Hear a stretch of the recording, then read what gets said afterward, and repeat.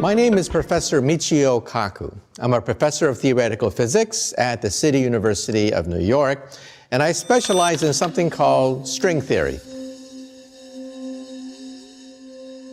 I'm a physicist, and some people ask me the question, what has physics done for me lately? I mean, do I get better color television? Do I get better internet reception with physics? And the answer is yes. You see, physics is at the very foundation of matter and energy. We physicists invented the laser beam. We invented the transistor. We helped to create the first computer. We helped to construct the internet. We wrote the World Wide Web. In addition, we also helped to invent television, radio, radar, microwaves, not to mention MRI scans, PET scans, X-rays. In other words, almost everything you see in your living room, almost everything you see in a modern hospital at some point or other can be traced to a physicist.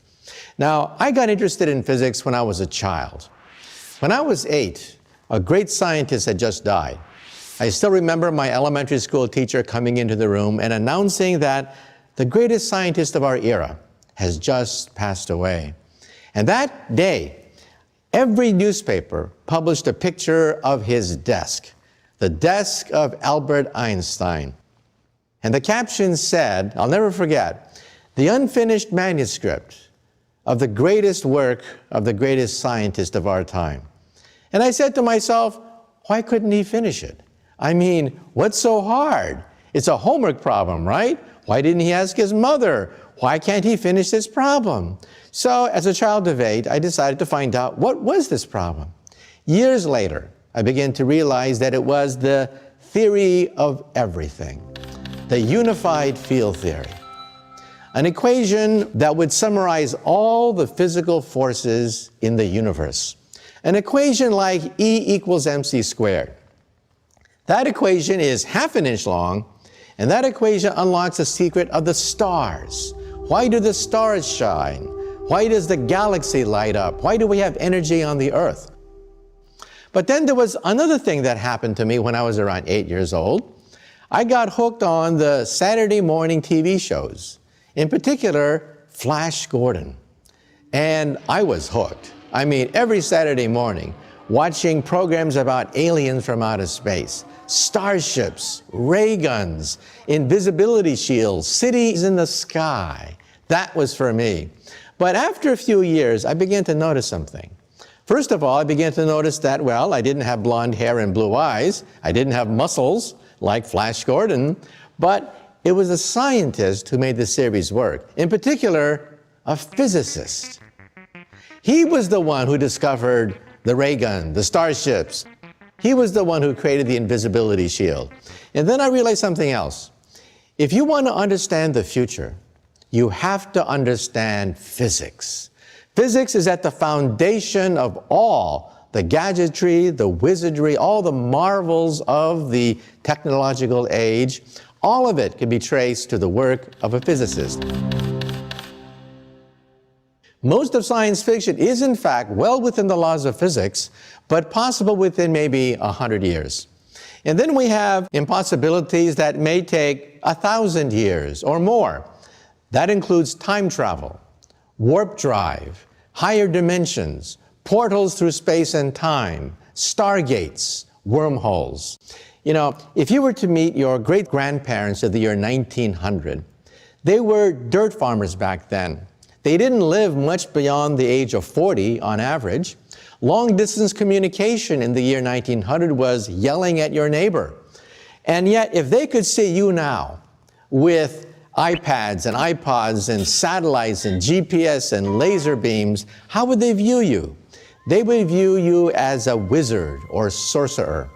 However, if we can now meet our grandkids of the year 2100, how would we view them? We would view them as gods, like in Greek mythology. Zeus could control objects around him by pure thought, materialize objects just by thinking. And their perks, being a Greek god, Venus had a perfect body, a timeless body, and we are beginning now to unravel the genetics at the molecular level of the aging process. And then Apollo, he had a chariot that he could ride across the heavens. We will finally have that flying car that we've always wanted to have in our garage. By the year 2100, we will have the power of the gods. To paraphrase Arthur C. Clarke, any sufficiently advanced technology is indistinguishable from divinity. So let's now begin our story. The history of physics is the history of modern civilization. Before Isaac Newton, before Galileo, we were shrouded with the mysteries of superstition. People believed in all sorts of different kinds of spirits and demons. What made the planets move? Why do things interact with other things? It was a mystery. So back in the Middle Ages, for example, people read the works of Aristotle. And Aristotle asked the question, why do objects move toward the earth? And that's because, he said, objects yearn to be united with the earth. And why do objects slow down when you put them in motion? Objects in motion slow down because they get tired.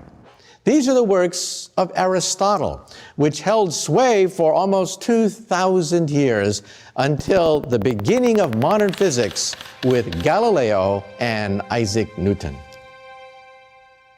When the ancients looked at the sky was full of mystery and wonder.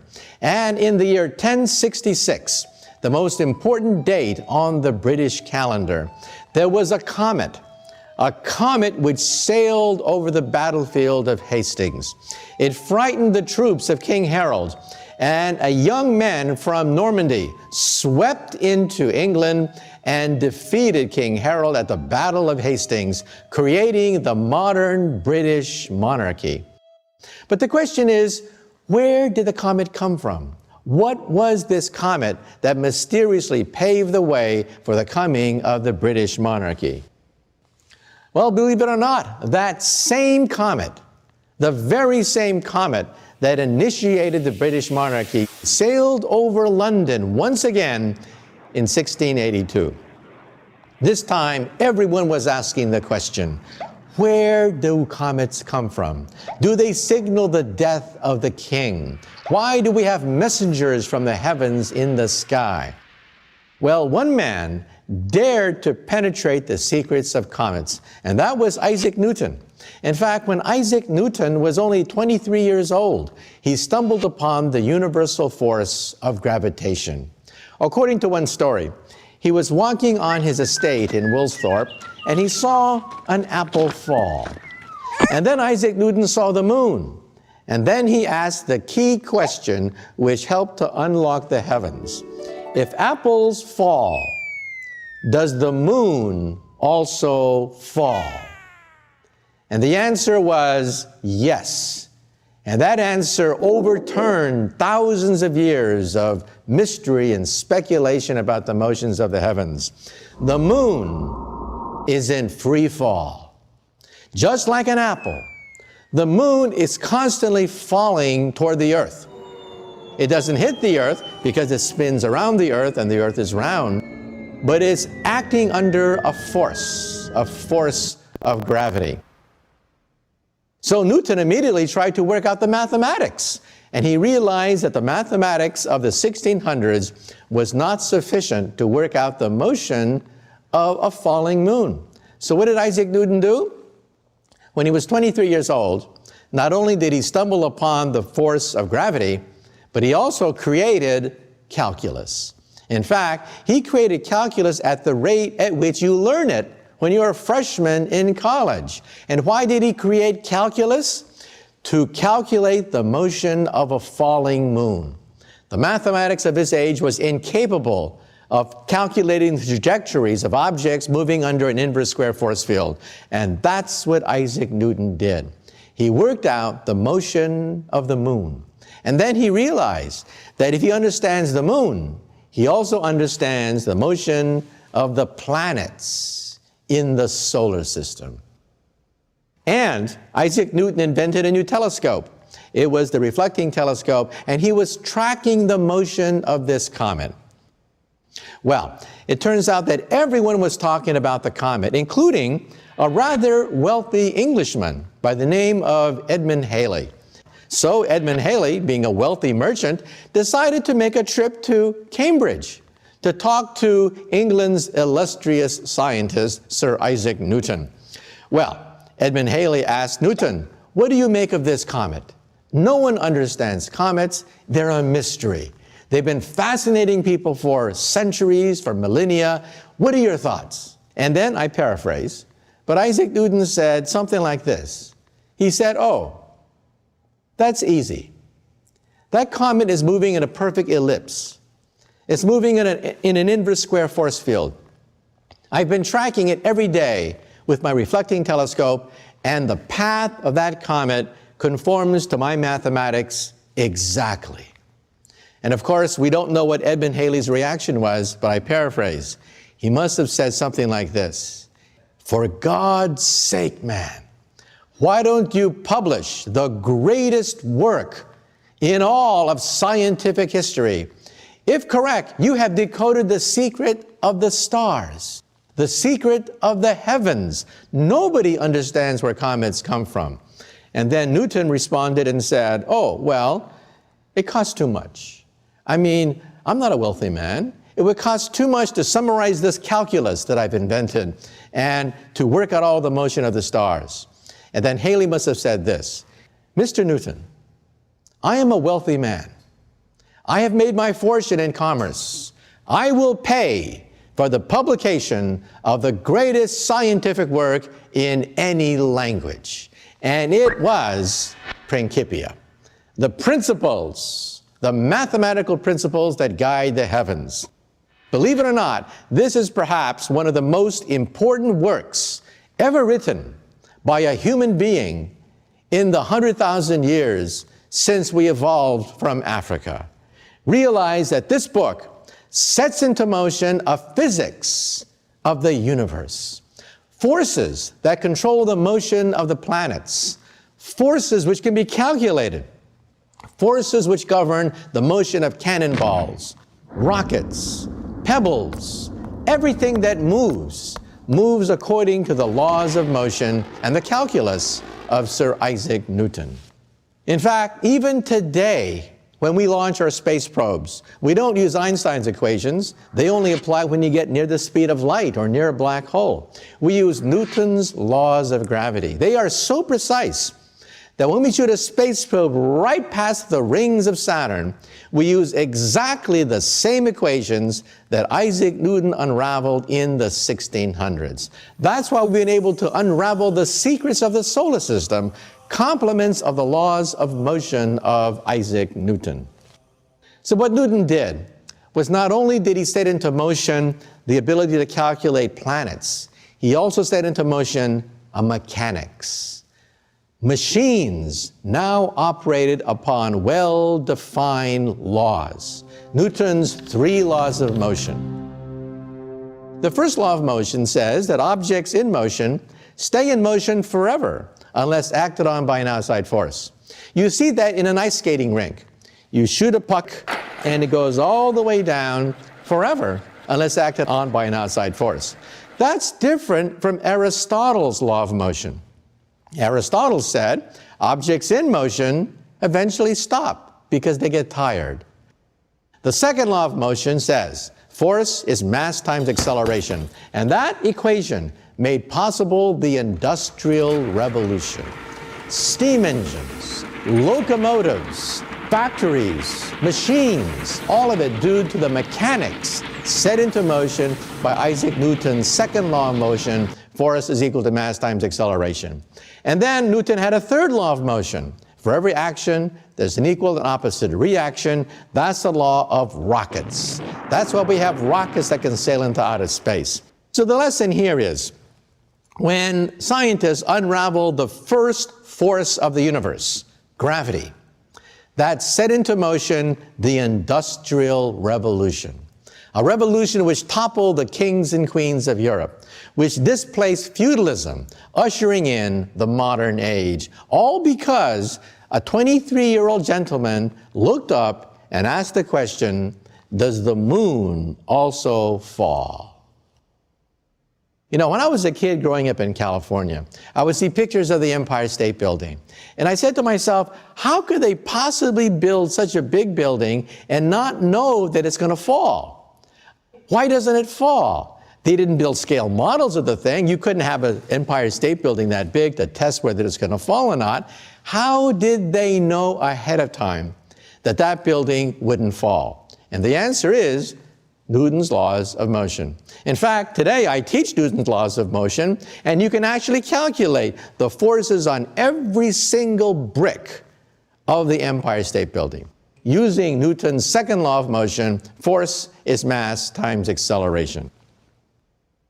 When Newton unraveled the force of gravity, that was the first force. Now let's take a look at the second force, an even greater force which has touched all of our lives, and that is the electromagnetic force. Ever since humans saw lightning bolts light up the sky, ever since they were terrified by the sound of thunder, they've been asking, do the gods propel lightning bolts and create thunder? Are they angry at us? Scientists began to realize that the lightning bolts and the thunder can be duplicated on the earth, that we can actually create mini lightning bolts using electricity. But it wasn't until the 1800s that finally we began to unlock the second great force which rules the universe, the electromagnetic force. Michael Faraday would give Christmas lectures in London, fascinating everyone from adults to children. And he would demonstrate the incredible properties of electricity.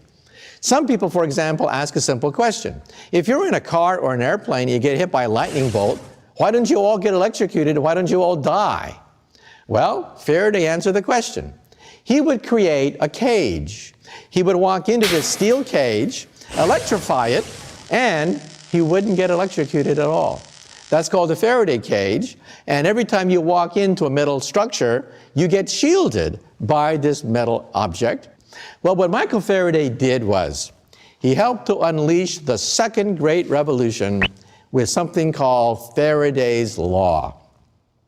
A moving wire in a magnetic field has its electrons pushed, creating an electrical current.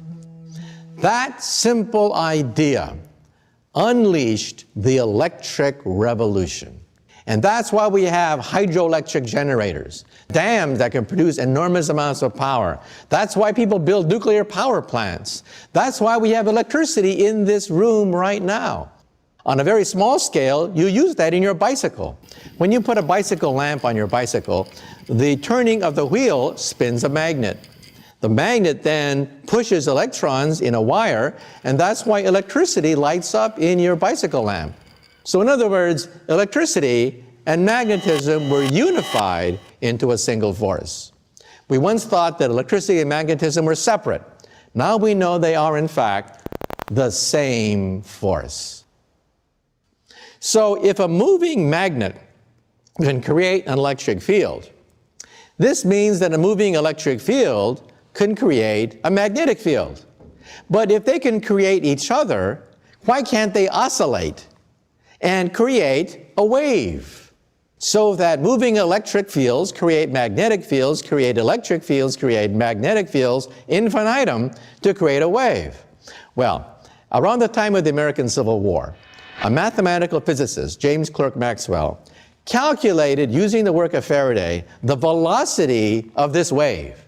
In one of the greatest breakthroughs of all time, James Clerk Maxwell calculated the velocity of this wave and found out it was the velocity of light. And then he made this incredible discovery. This is light. That's what light is. It doesn't by accident travel at the speed of electricity. It is light itself. And the equations were written down by James Clerk Maxwell. Unfortunately, Michael Faraday himself did not have a formal education. He could not put into mathematical form his own work. James Clerk Maxwell was a theoretical physicist, just like myself. He wrote down the mathematical physics of oscillating electric fields and magnetic fields, and they are called Maxwell's equations. These equations have to be memorized by every physicist in grad school. You cannot get your PhD without memorizing these equations. Every engineer who deals with radar and radio has to memorize these equations. And so, if you go to Berkeley, where I got my PhD, you can buy a t-shirt which says, "In the beginning, God said, the four-dimensional divergence of an antisymmetric second-rank tensor equals 0, and there was light." Ladies and gentlemen, this is the equation for light.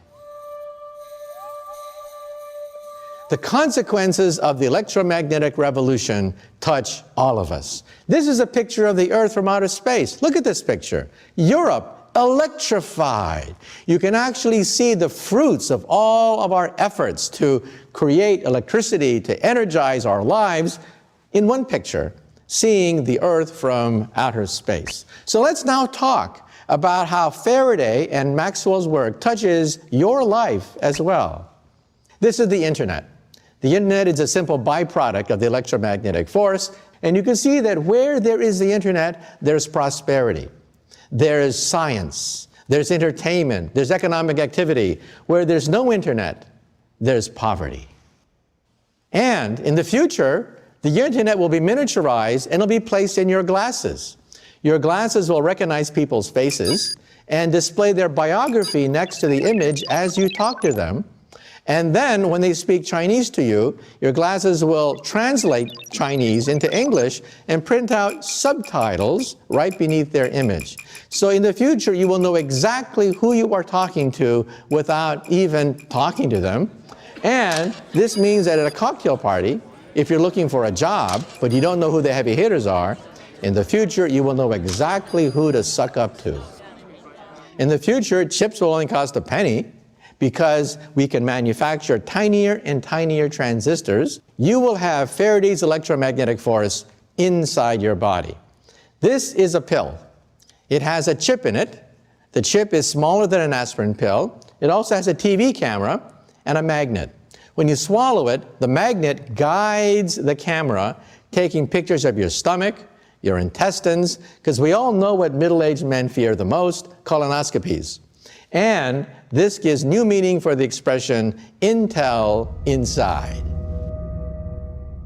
Now, let's talk about the next great forces which rule the universe. We talked about gravity, which allows us to calculate the motion of the planets. The mechanics created by Newton helped to unleash the Industrial Revolution. Michael Faraday worked out the electromagnetic force, which gave us the wonders of the electric age. And now let's talk about the nuclear age, the stars and the sun. People have been fascinated by the sun. Apollo was the god that strode across the heavens in his fiery chariot.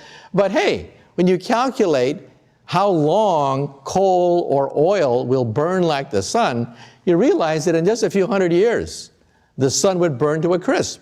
So what could possibly last for billions of years? There must be a new force, a nuclear force. Einstein and others helped to unravel the secret of the stars. The nuclear force comes in two types, weak and strong. The weak nuclear force governs radioactive decay. The strong nuclear force is one of the strongest forces in the entire universe. It's so strong, it holds our protons together ever since Genesis, the beginning of time. The equation which allows for the liberation of energy is Einstein's famous equation, E equals mc squared. What Einstein showed was that the faster you move, the heavier you get. So your weight is not a constant. When you move very rapidly, you get heavier, something which we measure every day in the laboratory. Now this means that the energy of motion transformed into mass, because you get heavier. Now listen carefully. The faster you move, the heavier you get, which means the energy of motion, E, turns into m, your mass. And the relationship between E and m is very simple. It takes 1 second to write it down on a sheet of paper. It is exactly E equals mc squared.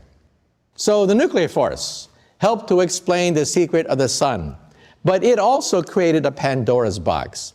Because inside the nucleus of the atom are particles. And when you smash these particles, what do you get? More particles. And when you smash them, what do you get? More particles. In fact, we are drowning in subatomic particles. Hundreds, thousands of subatomic particles every time we smash atoms. Now, we smash atoms using something called atom smashers or particle accelerators. I built my own particle accelerator when I was in high school. When I was in high school, I went to my mom one day and I said, "Mom, can I have permission to build a 2.3 million electron volt betatron particle accelerator in the garage?" And my mom said, "Sure, why not? And don't forget to take out the garbage." So I went to Westinghouse, and as a high school kid, I asked for 400 pounds of transformer steel. I asked for 22 miles of copper wire, because I wanted to create a 6 kilowatt, 10,000 Gauss magnetic field to energize my atom smasher. With 22 miles of copper wire, how could you wind it? We did it on the high school football field. I put 22 miles of copper wire on the goalpost, gave it to my mother. She ran to the 50-yard line, unraveling the spool of wire. She gave it to my father, who then ran to the goalpost, and we wound 22 miles of copper wire on the high school football field. Well, finally, my atom smasher was ready. It consumed 6 kilowatts of power. That's every single ounce of power that my house could deliver. I plugged my ears, I closed my eyes, I turned on the power, and I heard this huge crackling sound as 6 kilowatts of power surged through my capacitor bank. And then I heard a pop, pop, pop sound as I blew out every single circuit breaker in the house. The whole house was plunged in darkness. My poor mom, every time she'd come home, she would see the lights flicker and die. And she must have wondered, why couldn't I have a son who plays baseball? Why can't he learn basketball? And for God's sake, why can't he find a nice Japanese girl? I mean, why does he have to build these machines in the garage? Well, these machines that I built in my garage earned the attention of a physicist, Edward Teller, father of the hydrogen bomb. And he arranged for me to get a scholarship to Harvard. And my career got a head start. He knew exactly what I was doing. I didn't have to explain to him that I was experimenting with antimatter. I was creating anti-electrons in my mom's garage and using atom smashers to eventually create beams of antimatter. Antimatter is the opposite of matter. It has the opposite charge. So an electron has negative charge. The positron, or anti-electron, has positive charge. This means that you can now create anti-molecules and anti-atoms. Anti-hydrogen was made at CERN, outside Geneva, Switzerland, and also at Fermilab outside Chicago, where I have anti-electrons circulating around anti-protons. And in Brookhaven National Laboratory in Long Island, just recently, they detected anti-helium. We have 2 antiprotons with 2 antineutrons to create anti-helium. For every piece of matter, there's a counterpart which is made out of antimatter. And when the two collide, by the way, it releases the greatest energy source in the universe. It is 100% conversion of matter to energy by Einstein's equations, E equals mc squared. Inside the nucleus of the atom, we have particles upon particles when you smash them apart. In the 1950s, we were drowning in subatomic particles. In fact, J. Robert Oppenheimer, the father of the atomic bomb, once made a statement. He declared that the Nobel Prize in physics should go to the physicist who does not discover a new particle this year. That's how many particles were being discovered. So let's talk about the particle zoo. Right now, we physicists have unlocked hundreds, thousands of subatomic particles. And we've been able to piece them together into a jigsaw puzzle.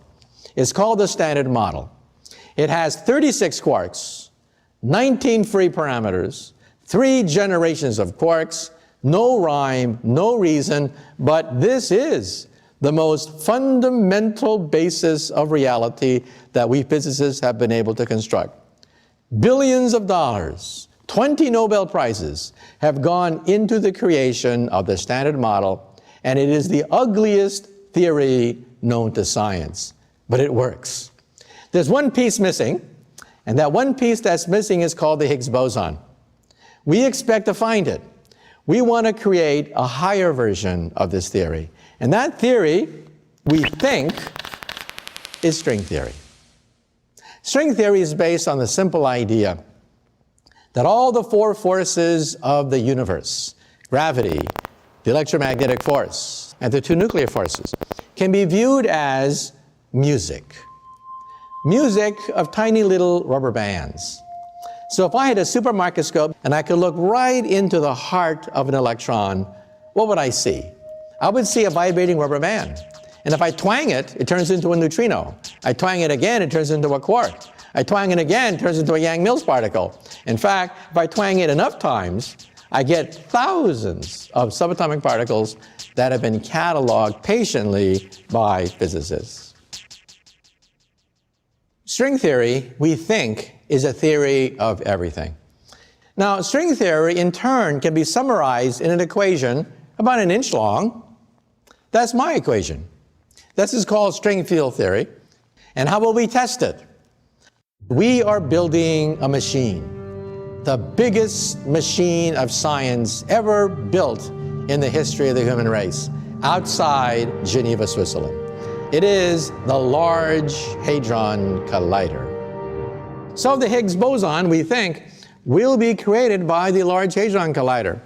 A tube 17 miles in circumference with 2 beams of protons circulating in opposite directions, then slamming together, creating a shower of particles.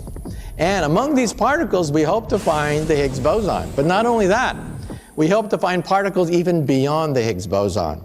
The next set of particles beyond the Higgs boson are sparticles. The next layer of the jigsaw puzzle are called sparticles, superparticles, nothing but higher vibrations, higher musical notes of a vibrating string.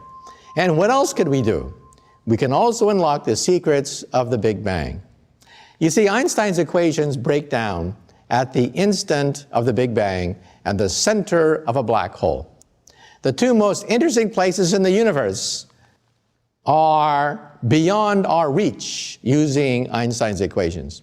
We need a higher theory, and that's where string theory comes in. String theory takes you before the Big Bang, before Genesis itself. And what does string theory say? It says that there is a multiverse of universes. Where did the Big Bang come from?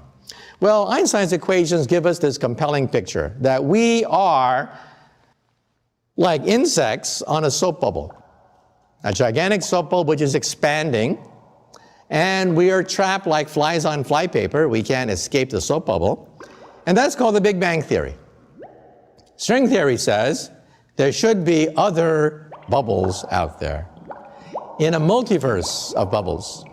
When 2 universes collide, it can form another universe. When a universe splits in half, it can create 2 universes, and that, we think, is the Big Bang. The Big Bang is caused either by the collision of universes or by the fissioning of universes. If there are other dimensions, if there are other universes, can we go between universes? Well, that, of course, is very hard. However, Alice in Wonderland gives us a possibility that maybe one day we might create a wormhole between universes. This is a wormhole. Think of taking a sheet of paper and putting 2 dots on it. The shortest distance between 2 points is a straight line. But if I can fold that sheet of paper, then perhaps I can create a shortcut through space and time, called a wormhole. This is a genuine solution of Einstein's equations. We can actually see this in string theory. The question is, how practical is it to go through one of these things? We don't know. In fact, there's a debate among physicists today. Stephen Hawking, many physicists are jumping into the game of trying to figure out whether it's physically possible to go all the way through a wormhole. Because if you could, then you might be able to use this as a time machine. Since string theory is a theory of everything, it's also a theory of time. And time machines are allowed in Einstein's equations, but to build one is extremely difficult. Far more energy is required than a simple DeLorean with plutonium. You know, trillions of years from now, the universe is going to get awfully cold. We think the universe is headed for a big freeze. All the stars will blink out. Stars will cease to twinkle. The universe will be so big, it'll be very cold. At that point, all intelligent life in the universe must die. The laws of physics are a death warrant to all intelligent life. There's only one way to escape the death of the universe, and that is leave the universe.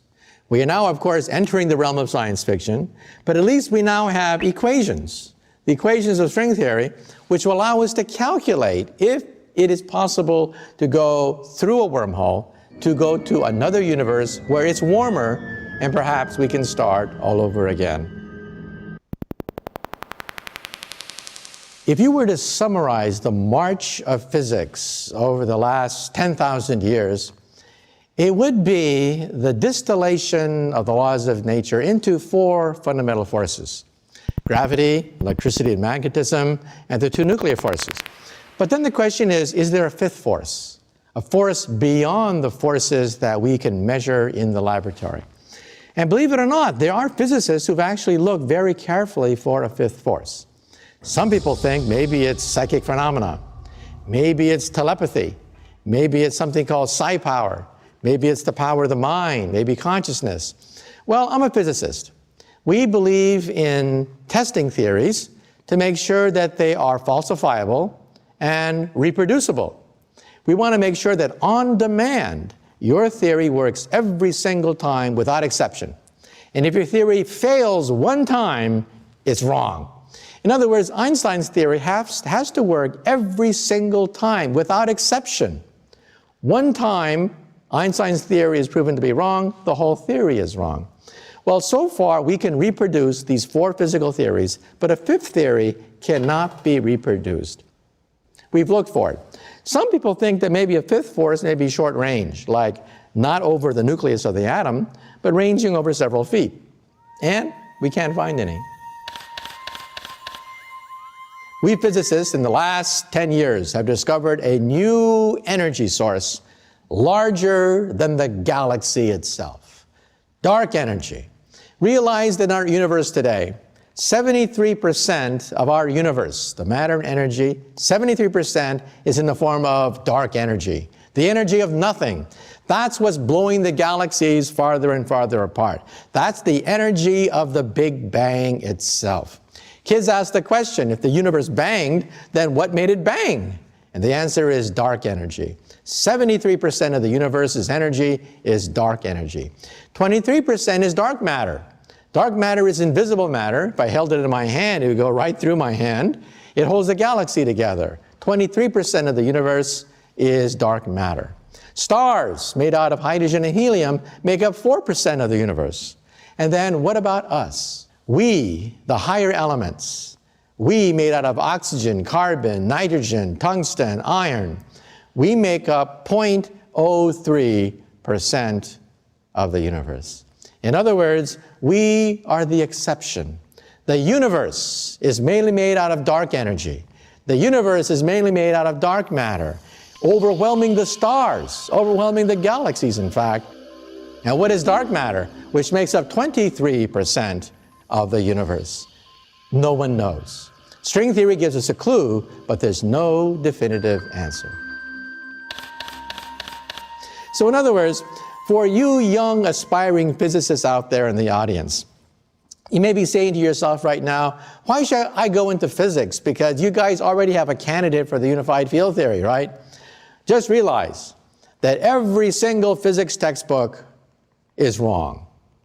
Every single physics textbook on the earth says that the universe is mainly made out of atoms, right? There it is. The universe is mainly made out of atoms. Wrong. In the last 10 years, we have come to the realization that most of the universe is dark. And there's a whole shelf full of Nobel Prizes for the young people who can figure out the secret of dark matter and dark energy. Let me give some advice to you. If you are a young physicist, perhaps just getting out of high school, you have dreams of being Einstein, of dreams of working on string theory and stuff like that, and then you hit freshman physics. Let me be blunt. We physicists flunk most students taking elementary physics, and we're more or less encouraged to do so by the engineering department. We don't want to train engineers who make bridges that fall down. We don't want to create engineers that create skyscrapers that fall over. There's a bottom line. You have to know the laws of mechanics. So before you can work with the laws of Einstein, you have to work with the laws of friction, levers, pulleys, and gears. As a consequence, we have a very high flunk-out rate in elementary physics. So if you're a young physicist graduating from high school with stars in your eyes, and you encounter freshman physics for the first time, watch out. If you have a rough time, that's the way it is. I started out my life as an experimental physicist. Then I went to Harvard, and then I talked to my advisor, one of the world's greatest experimental physicists, Professor Pound, and he told me that maybe it's time to give it a rest. He said to me, your skills are much better suited to what you love the most, which is theory, mathematics, the world of higher dimensions. And I realized that he was probably right. The thing about physics, or even science, that really intrigues me the most is to find the most fundamental basis for everything. Rather than trying to massage a theory or make a theory prettier, why not find out why it works? What makes it tick? And that's what I do for a living. I'm a theoretical physicist. Thank you very much.